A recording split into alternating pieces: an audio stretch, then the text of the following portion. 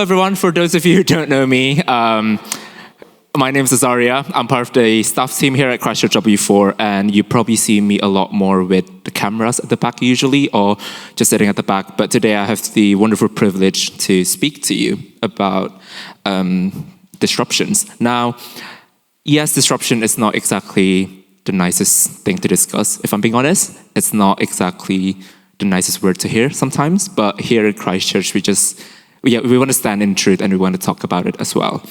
So let's go for it. Yes, so for those of you who've been away or you haven't been at church for quite some time, we currently as a church are doing a series on the book of Acts. And yes, to provide a bit of a context before we dive deeper into the passage, you're probably wondering, wow, chapter 8 starts with such a harsh passage, like Saul approved the killing of him. Like, not really a great way to start a passage, if I'm being honest. It's a bit grim. But here's a bit of a context if you've been away or if you haven't read the previous chapter. The previous chapter unfolds the story of a man called Stephen. Now, Stephen is one of the chosen 7 men to be responsible over the distribution of food to the widows in the early church. Now, he is a very faithful man. He is known for because of his full of God's grace, his power, his wisdom, and apparently Nicola also mentioned that he is very gifted in both administration and ministry. Great guy. But long story short, because of that, he was accused of speaking a blasphemous words against Moses and God, and he was stoned until he was dead. And that's how we start in chapter 8. With Saul approving of them killing Stephen. Not great, again. But I think, just wanted to address and important to acknowledge that, it's not exactly a great way to start a chapter. But the good news is it doesn't end there. The good news is that it is only the beginning of the chapter and the best is yet to come. And while if we look at the previous chapter, it might seem that it's a bit sad. It feels a bit unfair to Stephen if you look at it on a worldly perspective. The story doesn't end there. And that's what we're going to discover and talk about today in this sermon. Now, talking about disruption, I believe we as a Londoner are very familiar with this word. And if you're wondering, yes, I'm talking about our underground system. Yes, I don't know about you, but every time I need to take the underground or tube or whatever you call them, there's always at least a disruption somewhere because of the heat or because of somebody jumping on the track or there's always something, okay? As just a bit of a fun fact to, I don't know if I can say this. I think I'm allowed to say this. I was actually late to my interview for here at Christ Church because of the tube. So I know what a disruption is. And, in this case, we always see like disruption is a negative thing. We see disruption changes things, and it's always more in a negative connotation. We see because sometimes if we need to take the tube, we need to take the underground, we'll be late to something. In my case, I was late for my job interview. And we see how it might change our plans in certain things. But when we talk about disruption in this passage and in this context, we get to see how disruption creates a result in joy, which is something that is not quite a common concept, I would say. It's such an odd concept in my head, because in many ways, we always perceive disruption as something negative, creates a negative impact. So we finally reached to the point in the book of Acts where it's kind of not just like a lovey-dovey, yes, the church are all together, great, yes. So in contrast, we are today looking at persecution. I know. We see here, if you have your Bible open with you still, do follow along, reading from verse 2 and 3. On that day, a great persecution broke out against the church in Jerusalem, and all except the apostles were scattered throughout Judea and Samaria. Godly men buried Stephen and mourned deeply for him. But Saul began to destroy the church, going from house to house. He dragged off both men and women and put them in prison. Now, today in this sermon, I would like you to actually join me in a lot of creative thinking, imagining, because sometimes this is something that we might not be able to fully grasp the idea of it. This is something that is so scary, but we perhaps might not be fully able to understand how does it feel. We are so blessed. We live in the UK, we live in London, we live in a country where we can freely profess our faith without having a fear of persecution. But in reality, there's something that we would like to also acknowledge, is that in some countries, this is still pretty much the case. People out there in different parts of the world still living a life where they are persecuted because of their faith. For example, just to name a few, North Korea, China, Somalia, Nigeria, Pakistan, and I think on the screen there's a new update from 2026 on the list of countries that are flagged as high risk if you are a Christian or if you profess your Christianity as your faith. Which is a lot of them is in Asia and Africa and a bit in America. So I'm not going to go deeper in this matter. This is really important. It's really important for us to be aware of, really important for us to acknowledge. But we all live in a reality where disruption is still very much a thing. But disruption just looks a little different in different parts of the world. Going back to the passage, we see here that the church in Jerusalem is facing a disruption. And because of the great persecution, they were scattered throughout Judea and Samaria. So what essentially starts with them being in their own bubble, they had to be in a state of discomfort, being scattered, and witnessing the church being destroyed, and seeing their brothers and sisters being put into prison. And all of that is because of their faith. And maybe for us here in the context of, West London, Christchurch W4, things might not be as extreme as what happened in Jerusalem, or even compared to what happened in different parts of the world. But I also want to sort of invite all of us to also just not desensitize this topic, because just because we're not facing a disruption like them doesn't mean we will not face disruption. We as a Christian, or if you call yourself a follower of Jesus, you and we and all of us, we will face disruption in life one way or another.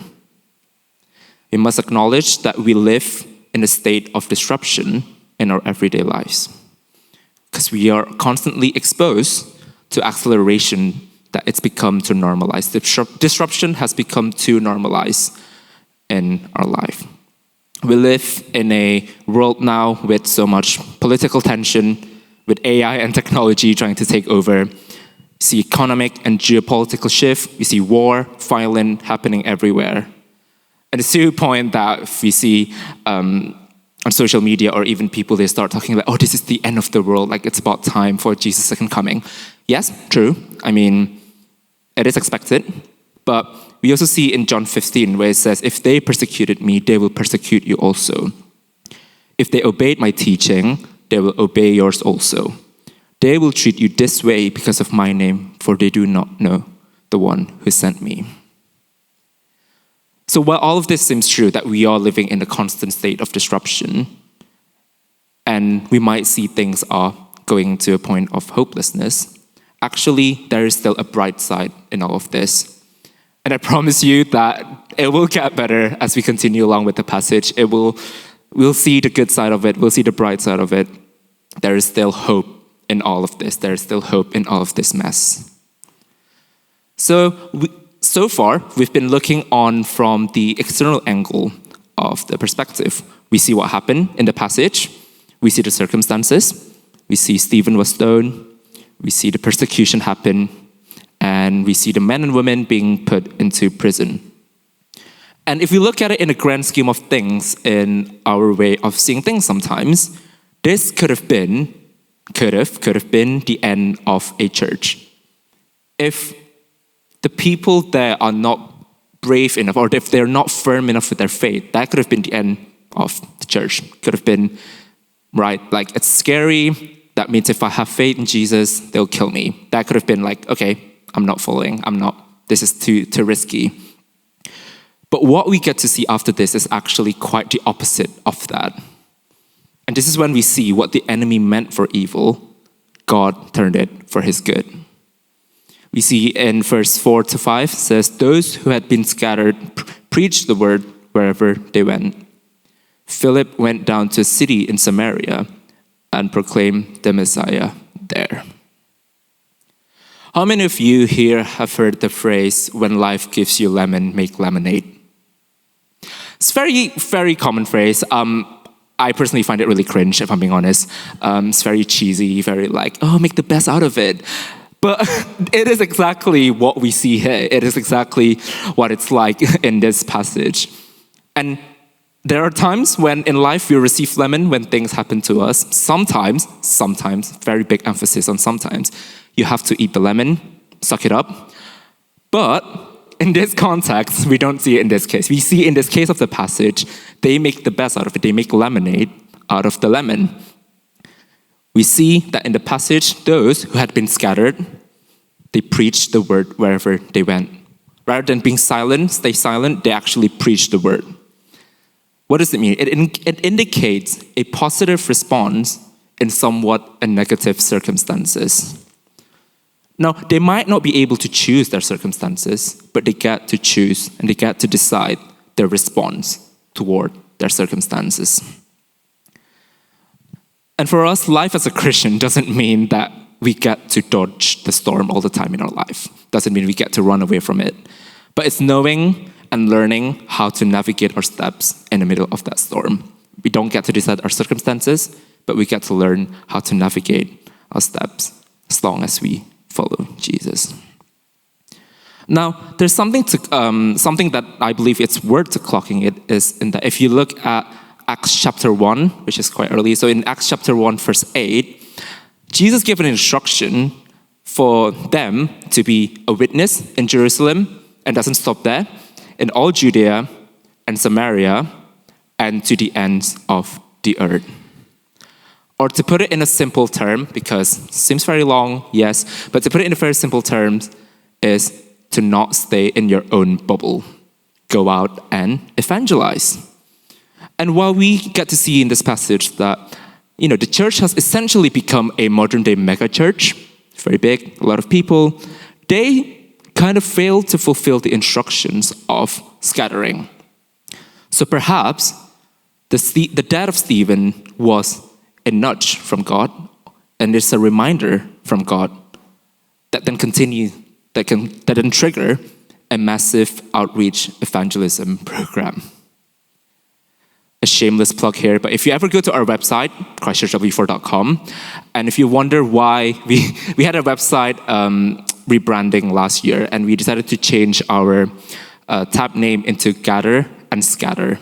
Now, if for those of you who are wondering why we decided to change the name into Scatter, it's technically and essentially is because of this. The heart and the prayer of it comes from our church vision, which is to welcome people home, but doesn't stop there, but also to adventure. If you know, or if you've ever read our church vision, if you haven't, highly recommend it. The part of to adventure says to be sent out joining God in great creative adventures, which renew all things and call others home. So God doesn't just call his disciples to stay and build an empire. God doesn't call us to just stay and build a mega church, build a big church. He called all of them, including us, to go out and make disciples. Now it's interesting, the word scatter here actually refers to sowing seed. Now imagine if you own a piece of land and you would like to grow something. My dad loves growing something. In our garden at home, maybe it's an age thing, but yeah, for some reason he's suddenly become very interested in growing his own plants and fruits and vegetables. I don't know why. Anyway, now imagine if you have a piece of land and you want to make a garden filled with flower or fruits or veggies. You have to scatter the seeds so that it creates a whole garden. If you just put all your seeds in one spot, then it'll be a messy spot. It'll just be one spot filled with a lot of different stuff, but the whole garden is not filled with what you want. And that is kind of exactly what it is. You can't just plant the seeds in one spot. And that is exactly why scattering is important. C.S. Lewis once said, the church, which includes us, the church exists for nothing else but to draw men into Christ. And this is where we start to see the bright side of things from this passage because of the scattering. It says, "For with shrieks impure spirits came out of many, and many who were paralyzed or lame were healed. So there was a great joy in the city." And maybe all of that happened before was a wake-up call that produced a positive impact. Now, yes, persecution produces discomfort, but actually through discomfort creates growth. Now, when we look at it all from the beginning, when we link all the passage all together now, if you don't see Stephen got stoned, if you don't see the church got persecuted, if you don't see they were scattered, we won't get to see the impact. We won't get to see the great joy that's happening in the city. Well, I would like to also believe that persecution was probably not something that the believers enjoyed. It did accomplish God's purpose to spread the gospel to other people in the world.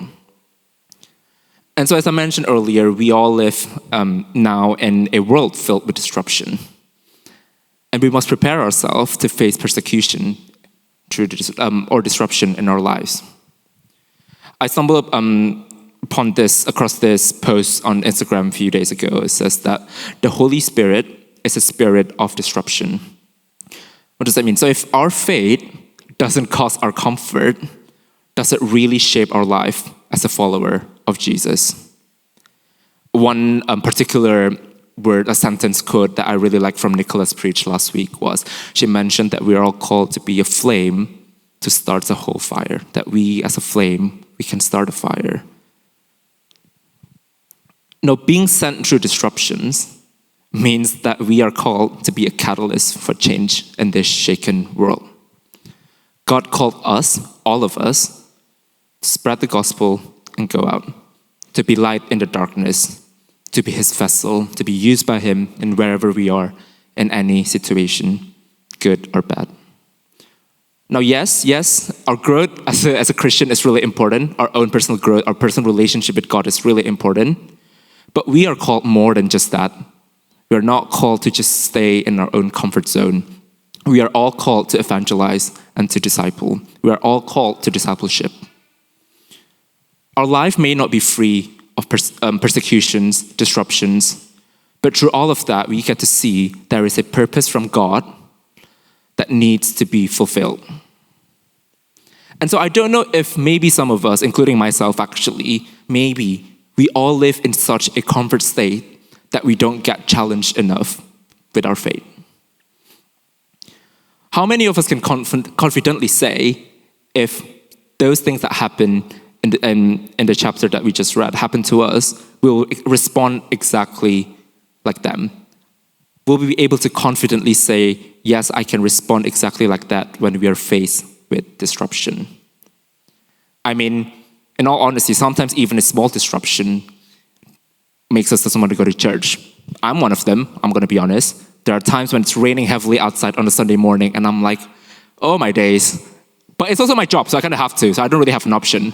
But even that, so I would like to actually invite you to think about it and also kind of challenge yourself and reflect as well. If we are being put in that position of disruption or even persecution, will we be able to respond exactly like that? We are very privileged, and we need to acknowledge that. But sometimes in that comfort, we completely forget to we forget the concept that following Jesus is not just walking on a flowery road. It's not just all happy, sunshine, unicorn, all of that. Okay, life as a Christian is not about that. And if anything, it's actually quite the opposite. In reality, we know that it's a lot easier for us to talk about God whenever we are in our own bubble, whenever we are in our own Christian community. It's very easy for us to talk to each other here about God, right? Because most of us are on the same page about God. But if we only talk about him, if we only talk about God, about Jesus, about our faith, when we are in a comfortable state, are we actually being really faithful to the Lord? And if you look at the passage, I can imagine Philip, one of the guys, would have been in somewhat discomfort or uncomfortable situation. after all, a bit of context, the Jews and Samaritan were kind of known for their history of division and hostility. But even that didn't stop him from proclaiming the gospel to them. Now, you're probably already wondering and know that all of this is going to evangelism. Yes. And I know it's not everyone's cup of tea. I would be the first one to raise my hand here. I know that evangelism is not my strongest pursuit. If anything, it's 4, probably. Some of you, including me, might find it really uncomfortable or even scary, even to talk to random people out there about Jesus. But the more I do it, the more I have the opportunity to evangelize and push myself. I realize that sometimes it is maybe that, we are not meant to just stay in our comfort zone. We are not meant to stay just comfortable, not meant to just stay in our own bubble. And if our love for God is so big, and we know that we are commanded to do that, and we've experienced His love, His mercy, His amazing power in our life, why do we hesitate to evangelize? Why do we hesitate to go out and tell people about the good news? Why sometimes maybe we are so selfish and just, oh yeah, I know God, I know Jesus, I follow Him, but what about people out there? What about your own family? What about your own friends? And I would like also to point that evangelism is not just going out and talk to people on the street, not just talking to strangers and all of that. It's wherever we are being put at. Every place that we're at is a living battleground. Could be your workplace, could be a college for some of our youth maybe, your family, or even at the most random places. And whenever you think like maybe there is no opportunity to do evangelism, why not create one? Evangelism is not just a job or responsibility for those who work for the church or for Nicola, for James. It's more than that. It's not just job for or responsibility for mission organization or charity.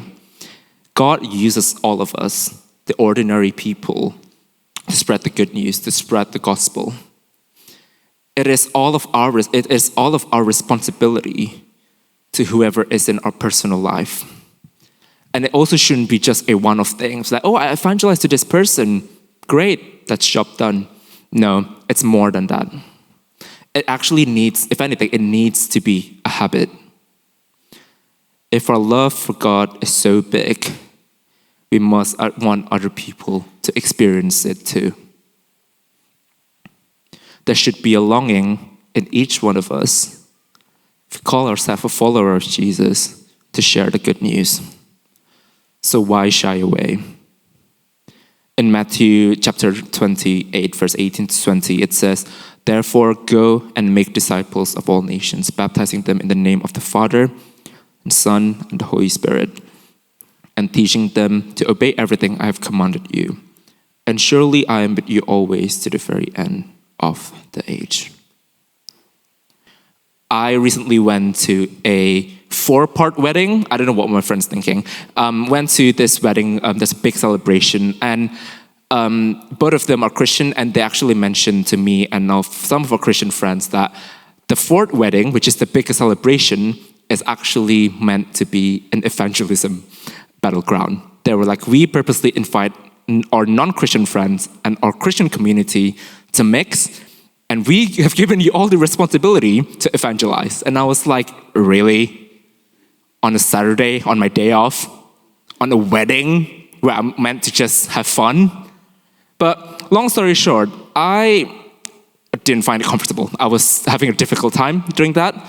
But I ended up having a conversation with a lovely guy. He's one of the groomsmen, about God and talking about faith. And just what it means to follow him. And I had the opportunity to pray for him as well. So sometimes I think even God can create those opportunities even in the most random places, far from what you think. And so just to end the sermon really quickly, it's a bit of an application in that sense. But yeah, what does this passage mean for us in a modern day? Well, I thought I'll just collate them into a quick points, 3 quick points, or sort of like a summary of what the sermon's all been about that I would like to share to all of us. And yeah, just for us to remind ourselves. Well, first one is acknowledge. Yes, it's really important to acknowledge that we live in a reality where it's filled with distorted, disrupted world. Christians are still facing persecutions because of their faith, and we shouldn't be ignorant about it. We live in a constant battle. It's one of our values, live in a spiritual battle, but on the winning side. Just because we're on the winning side doesn't mean that we're free from the battle. So how, as a challenge for all of us, how can we pray for our brothers and sisters out there who are facing persecution? And how can we be unshakable in sharing our faith and the gospel to the people around us? Second is to shift our perspective. We must understand that everything that happens in this world, in our life, it's all part of God's bigger picture and His perfect plan.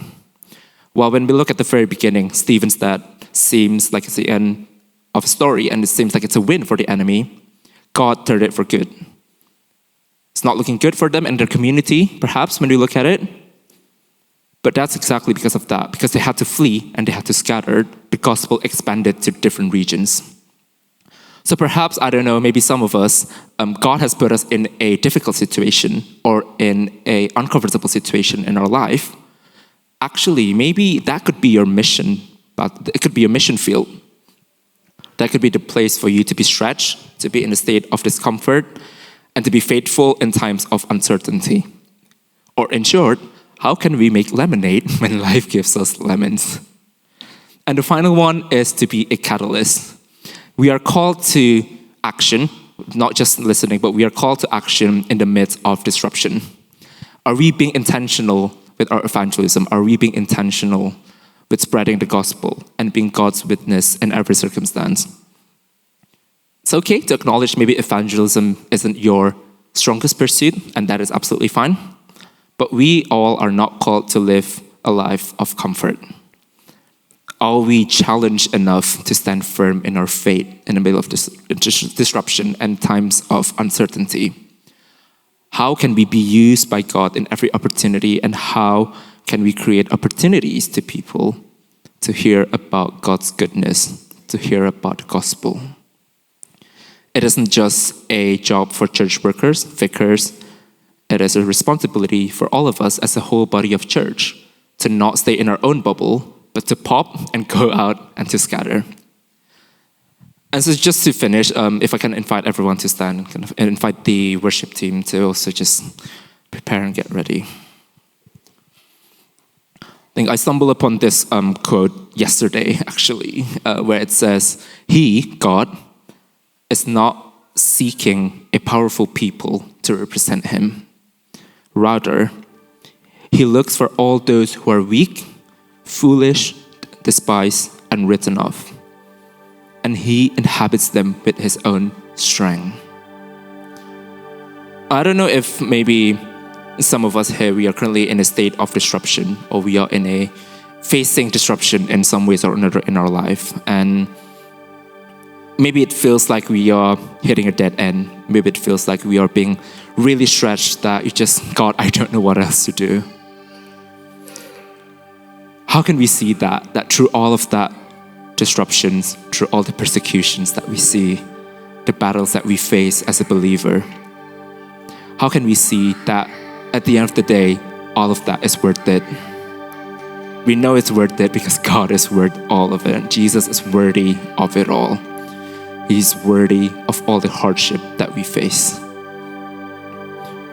And we know that behind everything that doesn't look good sometimes, there must be good things in it.